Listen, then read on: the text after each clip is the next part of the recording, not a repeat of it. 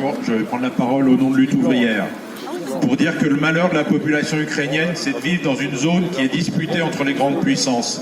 Et il n'y a pas si longtemps, rappelons-nous ici au XXe siècle, c'était le sort des Belges et des gens d'ici, du nord de la France, de subir les destructions parce qu'ils étaient sur la route des armées françaises et allemandes qui se sont affrontées.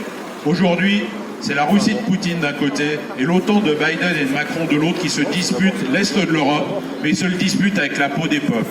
Et les Ukrainiens, ils le payent avec les larmes et le sang. Et bien demain, prenons garde à ce que ce soit après notre sort, ici aussi, si nous ne renversons pas ce militarisme qui enserre la planète dans ses griffes. Poutine y cherche à agrandir la zone d'influence de son État, à s'accaparer son ancienne zone d'influence.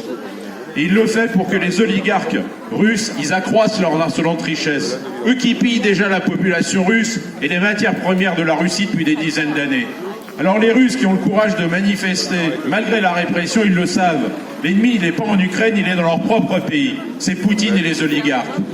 Mais ici aussi, nous avons nos propres oligarques, nos capitalistes milliardaires qui s'enrichissent comme jamais, pandémie ou pas, guerre ou pas, ils s'enrichissent non pas en travaillant, mais en exploitant le travail des autres, le travail des salariés. Et ils sont aidés par l'État français, qui n'hésite pas lui aussi à faire la guerre, au Sahel, pour les intérêts de Bolloré, de Total et compagnie.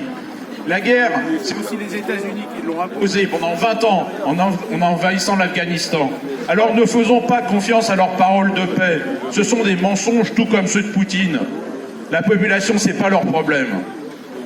Alors déjà la guerre en Ukraine est la justification d'une nouvelle hausse des prix alors que les salaires sont bloqués.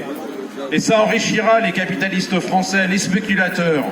Macron, il annonce déjà une hausse du budget militaire qu'on payera avec des hôpitaux, nos hôpitaux qui seront encore privés de ce qui est nécessaire pour fonctionner. Alors les travailleurs, ils n'ont aucun intérêt à se laisser embrigader dans une union nationale qui vise à leur faire accepter des sacrifices et à désarmer dans la guerre que leur mène la bourgeoisie. Alors nous, on dit troupes russes hors d'Ukraine, renversement de Poutine par les travailleurs russes, pas d'unité nationale derrière nos exploiteurs français et travailleurs de tous les pays, unissons-nous.